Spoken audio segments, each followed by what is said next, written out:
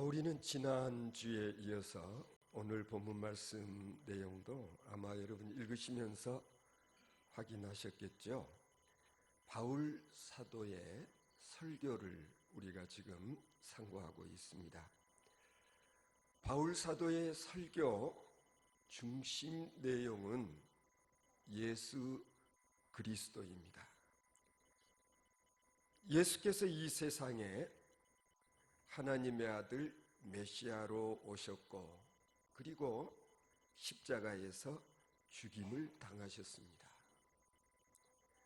이 사건은 우리를 구원하시기 위함이며 우리의 생명과 직결된 그런 사건이라 할 수 있습니다.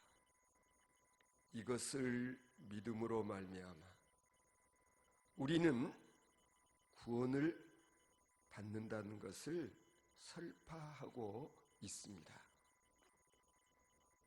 설교의 주제는 옛날이나 지금이나 죄로부터 사망으로부터 그리고 악의 세력으로부터 구원을 받는 그 도를 말하는 것입니다. 그러므로 설교라고 하는 것은 추상적인 진리를 말하는 것이 아닙니다. 또한 우주적인 어떤 과학적 이치를 발견했다거나 아니면 철학을 말하는 것 아니고 역사적인 사건으로 되어진 사실을 말하는 것입니다.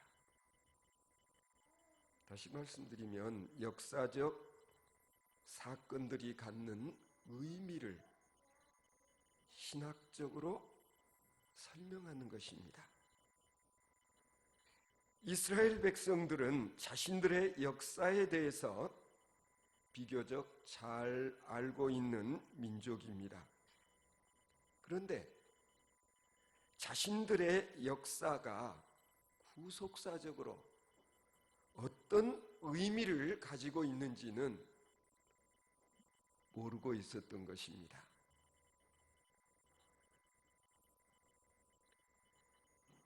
자신들이 살아왔던 과거의 역사적 사건들이 하나님의 구속사, 구원의 역사 가운데서 어떤 의미를 지니고 있는지를 사실은 알아야 되는 것이죠. 그래서 그 의미를 설명하는 것이 설교라고 할 수 있는 것입니다. 구약 성경에 기록되어 있는 사건들과 그리고 수많은 예언자들을 통해서 주셨던 계시적인 말씀들이 자신들의 경험해온 일들, 그러니까 역사 가운데서 어떤 의미가 있는지를 말하는 것, 이것이 설교의 목적이라고도 할 수 있는 것입니다. 예컨대 이스라엘 백성들은 이집트에서 출애굽을 한 다음 광야에서 40년을 머물다가 요단강을 건너 가나안 땅에 입성하게 되는 소위 이 출애굽 사건이라고 하는 것이 무엇을 의미하는지, 또 이사야서 53장 5절 여러분들이 익히 잘 아시는 말씀, 그가 찔림은 우리의 죄악을 인하며 그가 상함은 우리의 허물을 인함이라.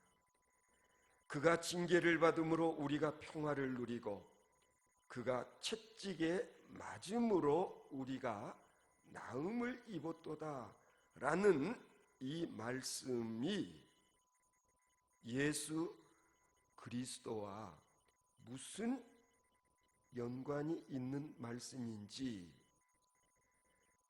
그러니까 이 말씀 요절을 달달달달 외운다고 해서 사실은 그 사건에 대해서 알고는 있지만 그 말씀과 사건의 의미를 전혀 모른다면은 요거 말짱 외워봐야 소용이 없다는 것입니다. 그래서 이러한 것들이 갖고 있는 소위 구속사적인 의미, 그것의 현재의 의미와 그리고 영원한 의미를 알아야 된다라는 거예요.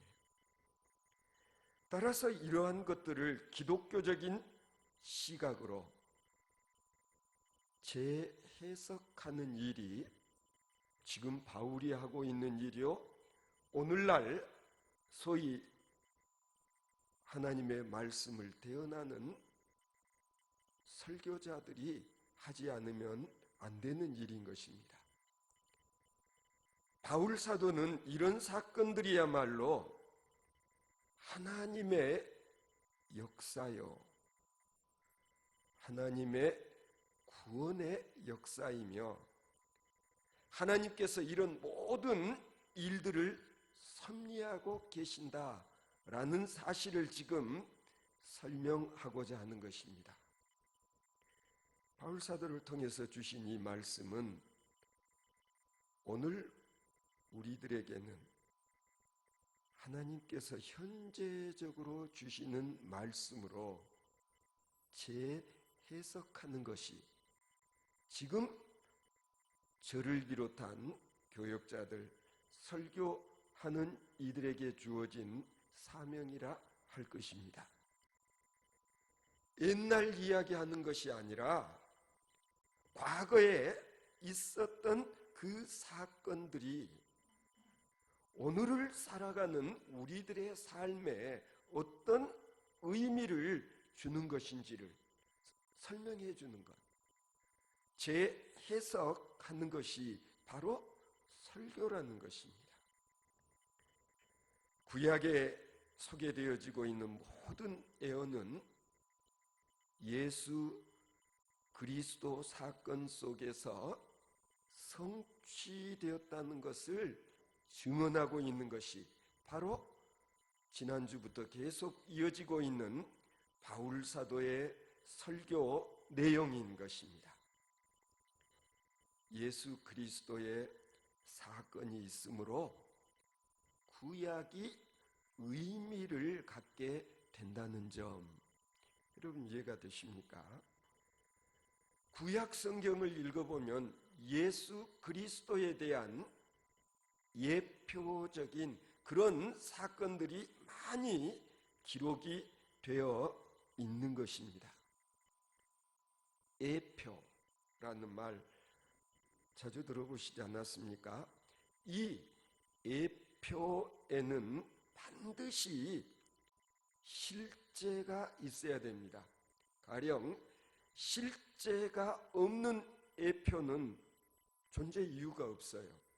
그건 마치 뭐가 같냐면은 뭔가 그림자가 있다라고 하는 것은 이 그림자의 본체, 실체가 있기 때문에 그림자가 생기는 것입니다. 따라서 우리는 그림자를 보고 이 그림자의 실체가 어떤 것일까 하는 것을 우리는 추론해 볼 수가 있는 것이죠. 그림자만을 보고도 본체를 머릿속에 그려낼 수 있어야 된다는 것입니다. 무슨 얘기냐면요, 그런 점에서 구약 성경에는 어떤 상징적인 그런 사건들이 많이 있다는 것입니다.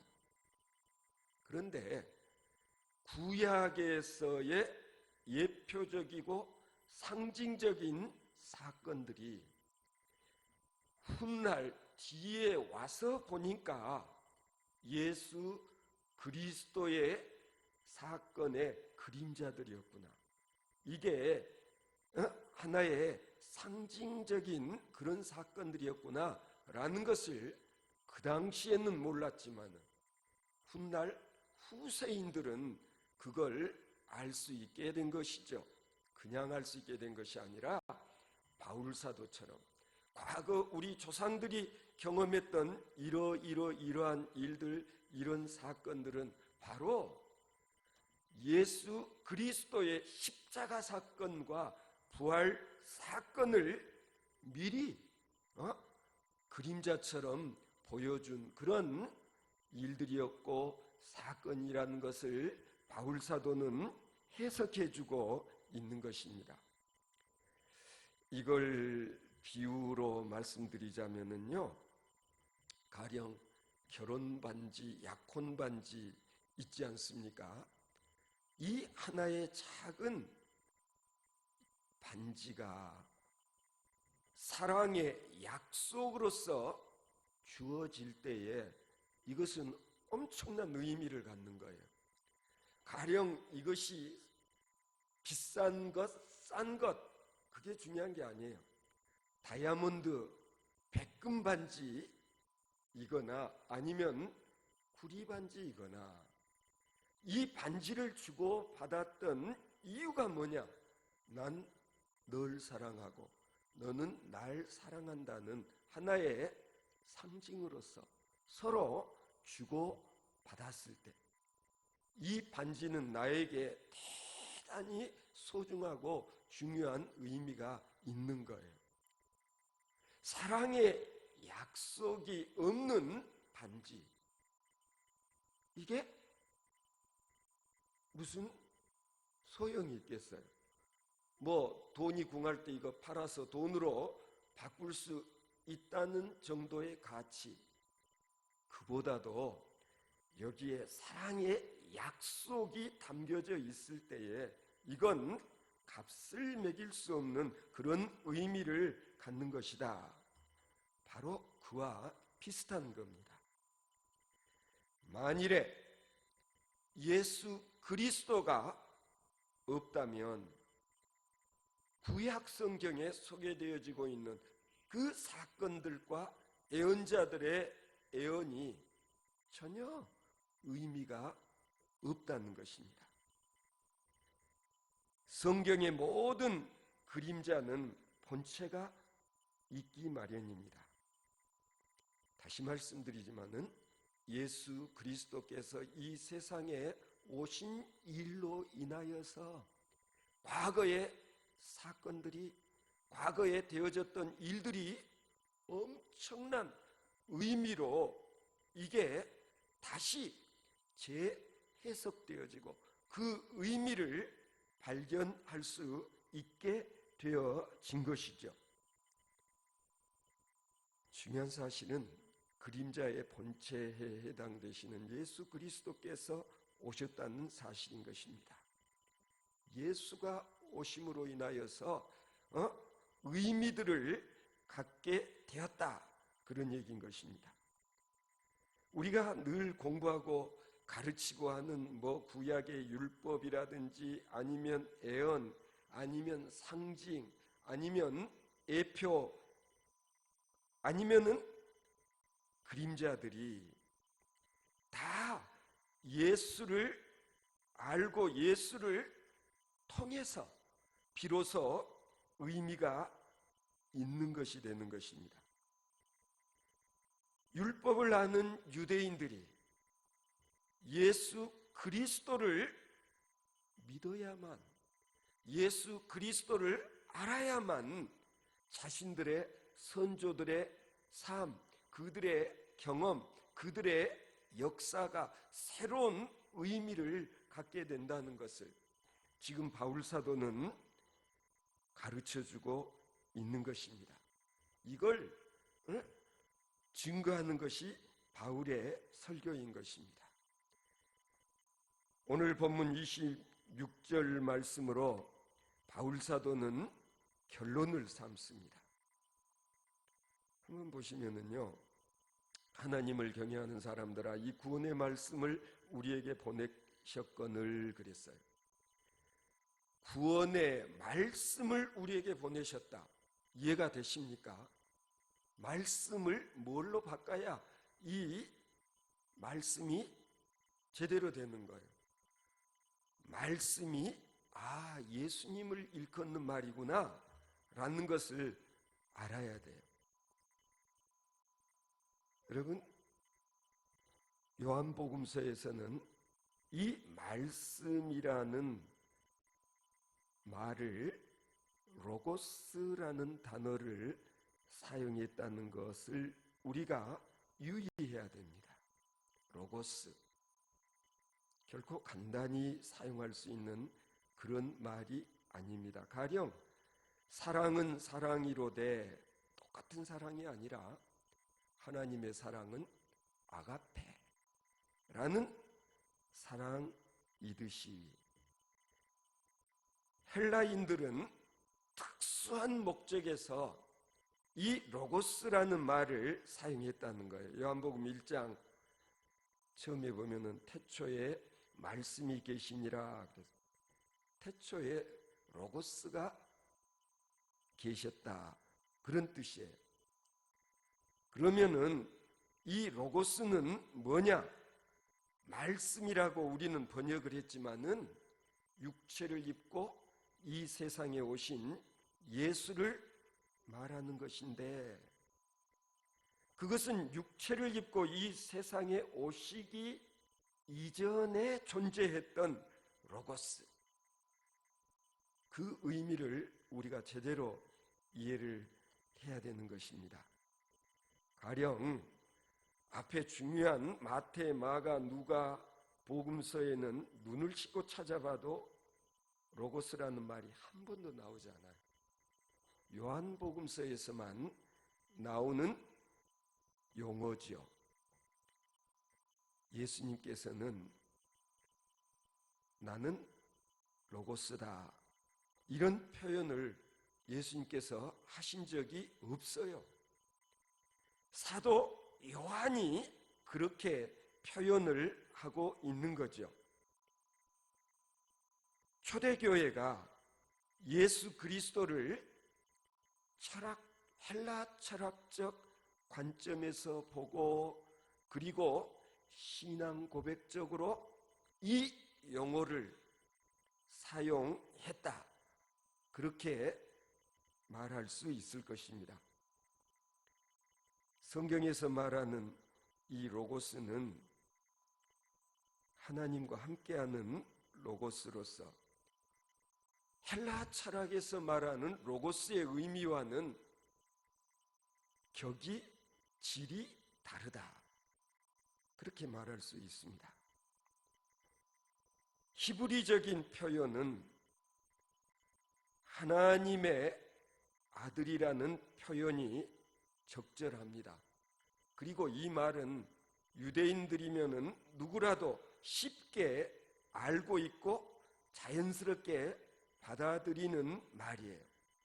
그런데 왜 하나님의 아들이라는 말을 사용하지 아니하고 요한은 로고스라는 말을 사용했을까?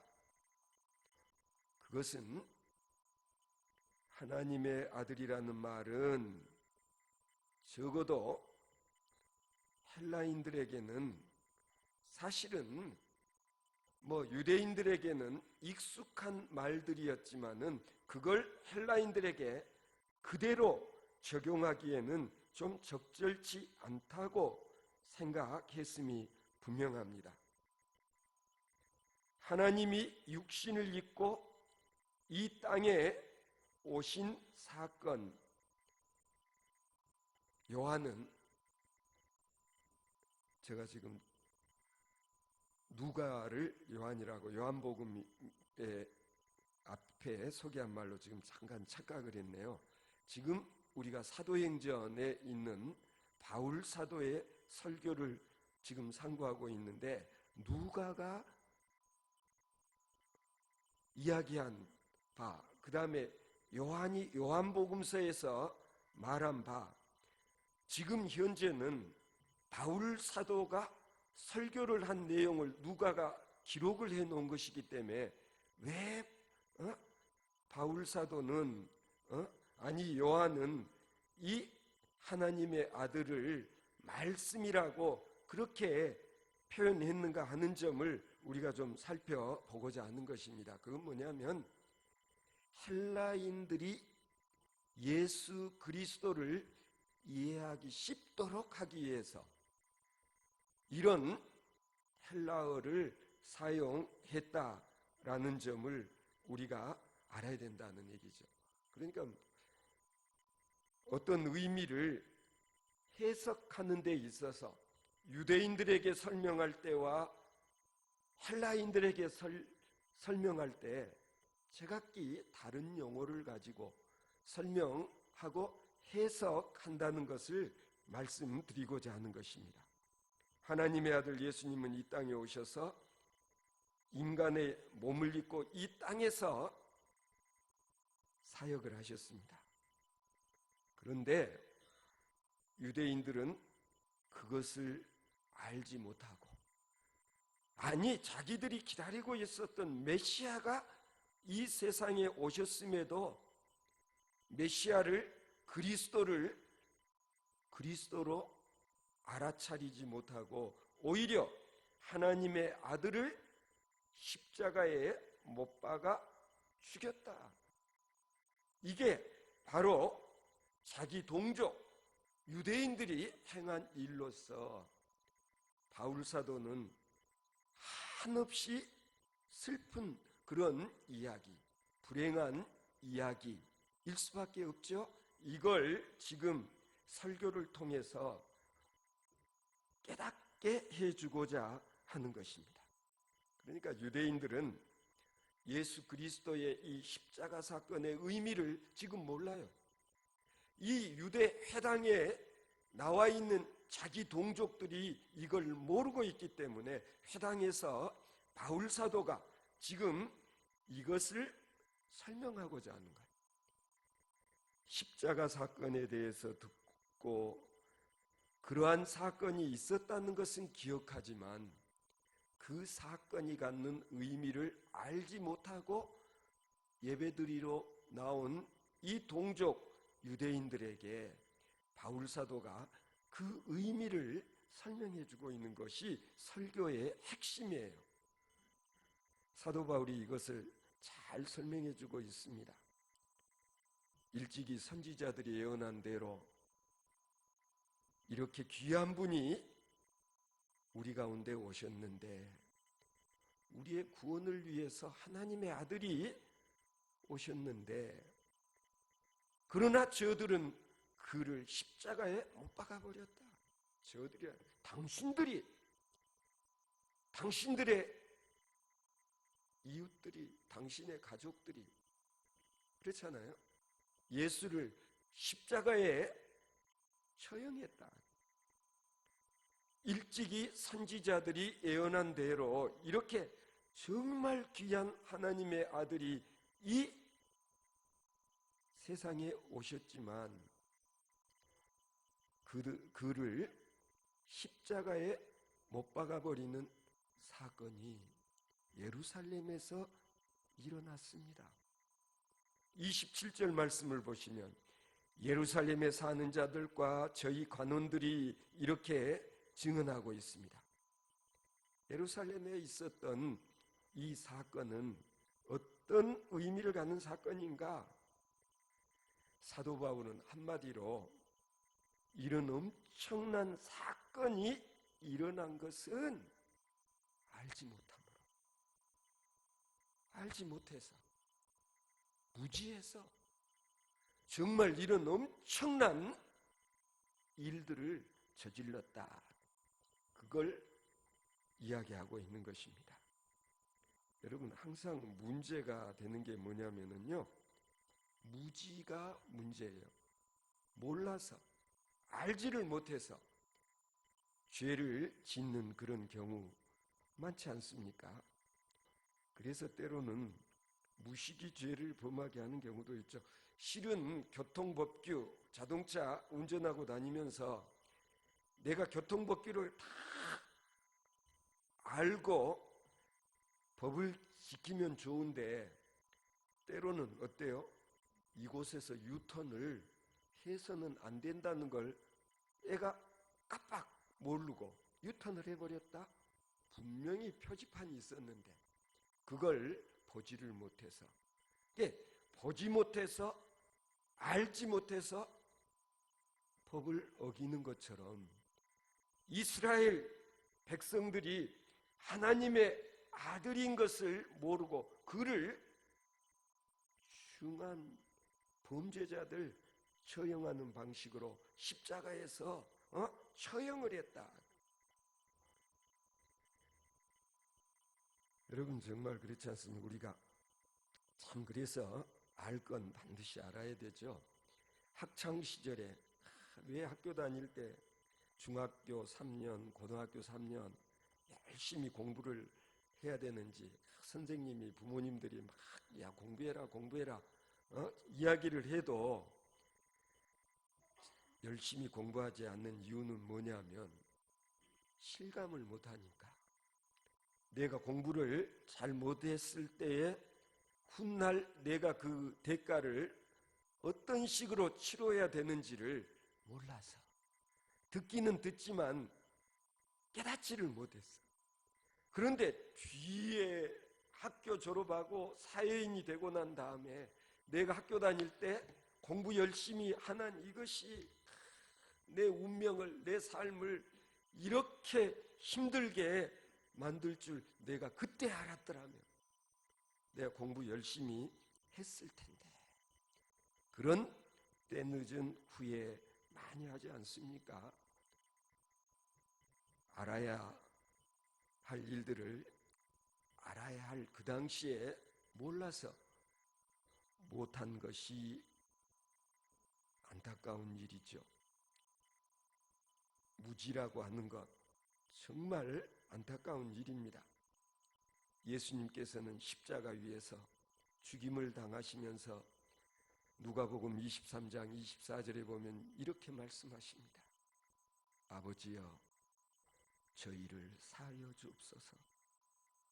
자기의 하는 것을 알지 못함이니이다. 예수님은 알았어요.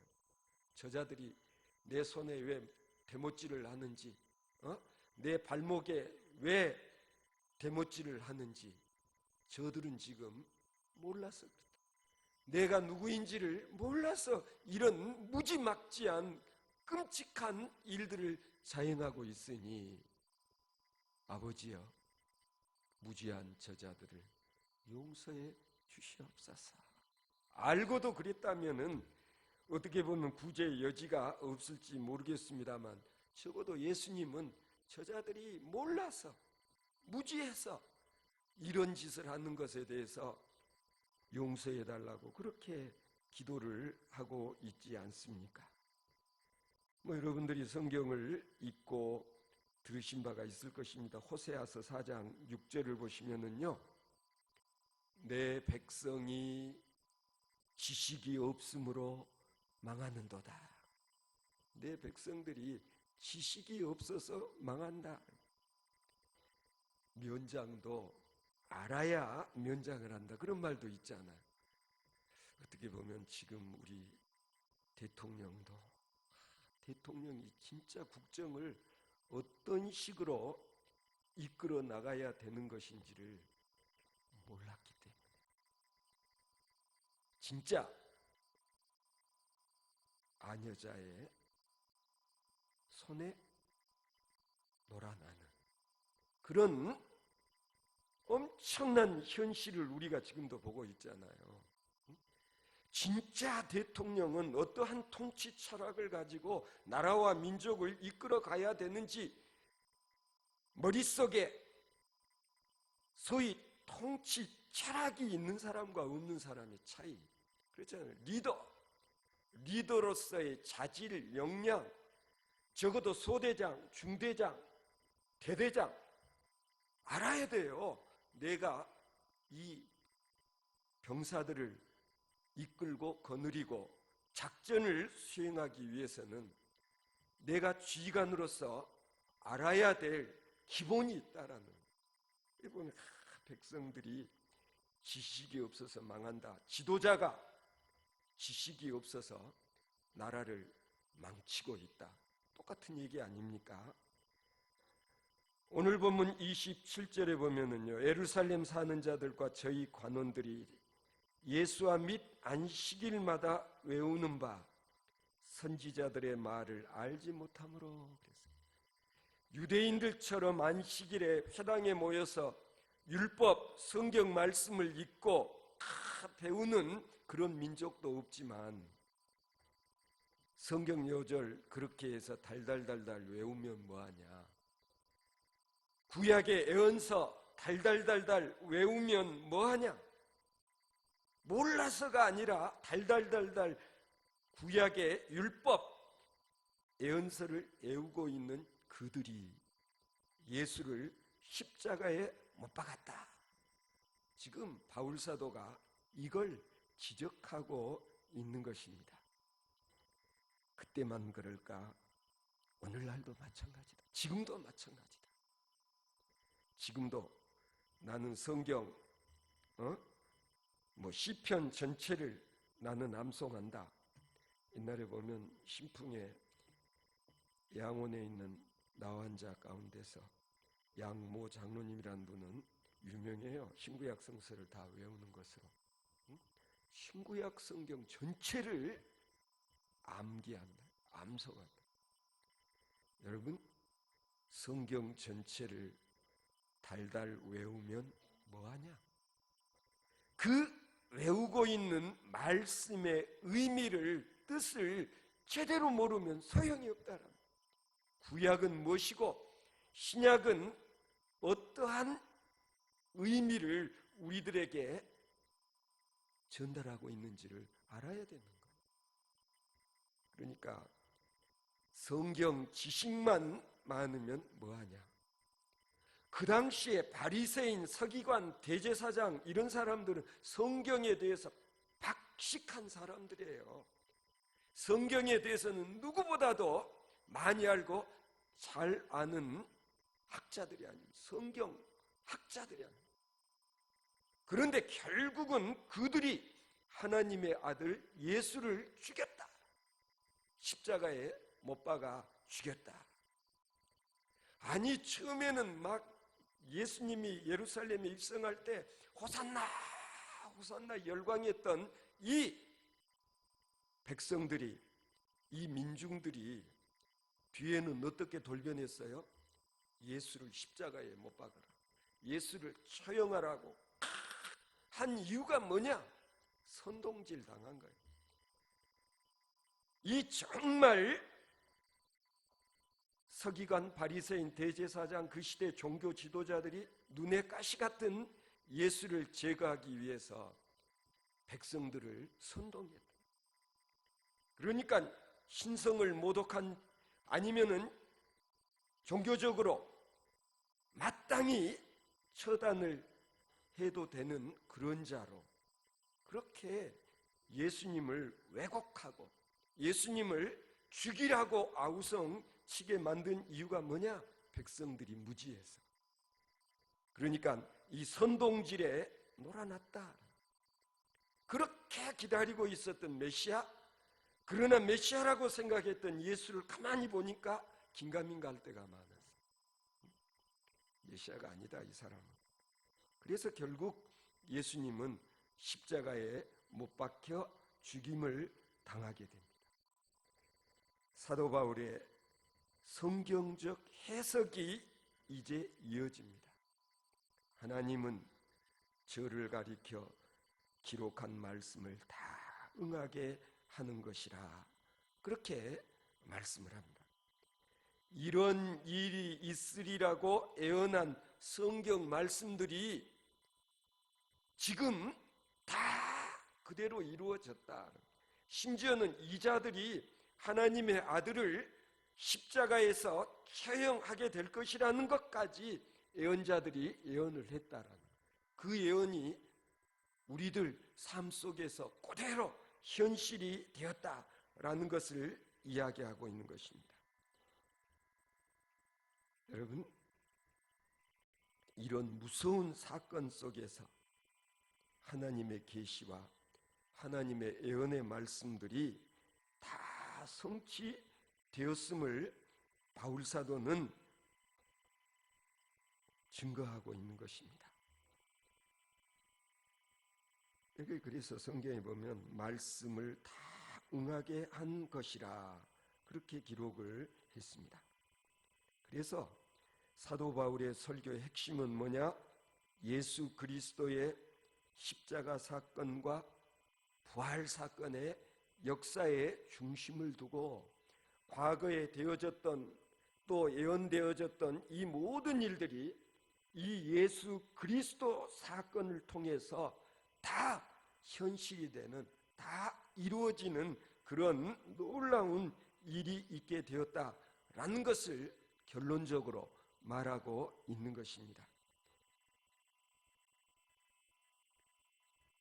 오늘 본문 말씀 가운데 34절을 보면은 다윗 왕도 죽은 뒤에는 썩어져 사라졌다는 걸 말씀하고 있지 않습니까? 그러나 하나님께서는 죽은 자 가운데서 저를 일으키사 다시 썩음을 당하지 않게 하실 것을 가르쳐 이르시되 내가 다윗의 거룩하고 믿붙는 살을 너에게 주리라 하셨으니 그러므로 주의 거룩한 자로 썩음을 당하지 않게 하시리라 라는 이 예언이 예수 그리스도를 통해서 다 현실이 되어지는 그런 일들을 바울 사도는 지금 설교로 말씀하고 있는 것입니다. 그런 점에서 바울 신학에서 이 십자가와 부활은 대단히 중요한 주제가 아닐 수 없습니다. 율법으로 죽고 은혜로 살고 죄로 죽고 죄사함 받는 역사, 그것이 하나님의 구원의 역사다. 죄로 죽고 은혜로 사는 역사가 십자가의 죽음과 부활 사건을 통해서 그게 다 이루어졌다라는 것이 오늘 바울 사도의 설교의 핵심인 것입니다. 그래서 오늘 본문 39절에 보면 바울 사도는 중요한 결론을 내리고 있는 걸 볼 수 있습니다.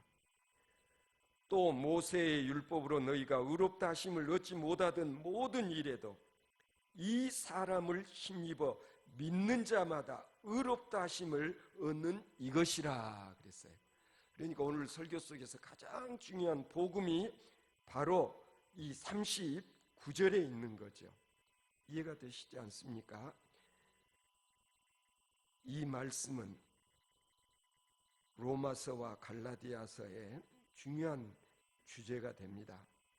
그래서 바울은 첫 설교로부터 믿음으로 말미암아 의롭다함을 얻는다라는 것을 주제로 하고 있는 것을 오늘 우리는 이 본문을 통해 확인할 수 있는 것입니다.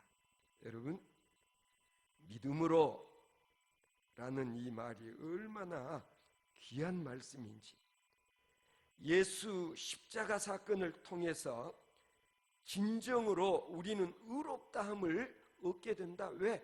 예수님이 십자가 위에서 거룩한 희생 제물이 되시고 우리의 죄값을 다 치러 버리신 거룩한 희생 제물이 된 이 사건, 이걸 내가 믿음으로 말미암아 나는 더 이상 죄값을 치를 필요가 없게 되어진다는 사실을 바울 사도는 회당에 모인 자기 동족 유대인들에게 증언하고 있는 것입니다. 우리가 분명히 해야 할 일이 있습니다. 이런 복음이 전해지기만 하면 누구나 구원을 얻는 것일까? 그렇지 않아요. 이런 설교를 듣는다고 다 아멘 아멘 하느냐? 믿어지지 않는 사람이 있어요.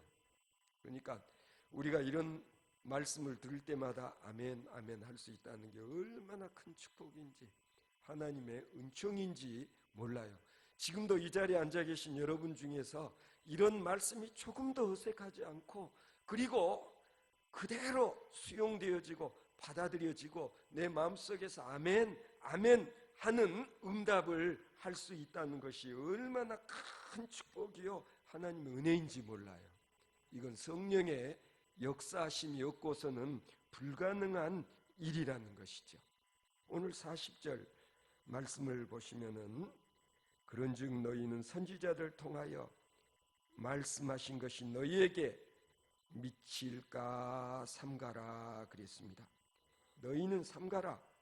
혹이라도 은혜에 미치지 못하는 그런 일이 있을까 삼가라는 얘기예요. 그러니까 예언자들의 예언을 읽고 들을 때마다 예수 그리스도를 생각하게 되고 예수 그리스도를 생각할 때마다 일찍이 예언되었던 일들이 다 오늘의 현실이 되었음을 고백하면서 그리고 이 일을 믿음으로 나는 오늘 죄사함을 받고 하나님의 자녀가 되고 영생을 누리게 될 것이고 하나님 나라를 유업으로 받게 될 것이라는 것을 의심 없이 믿고 고백할 수 있는 저와 여러분들이 되어진다면 2000년 전에 바울사도가 행한 설교는 나에게 오늘 복음이 되어질 수 있는 것입니다.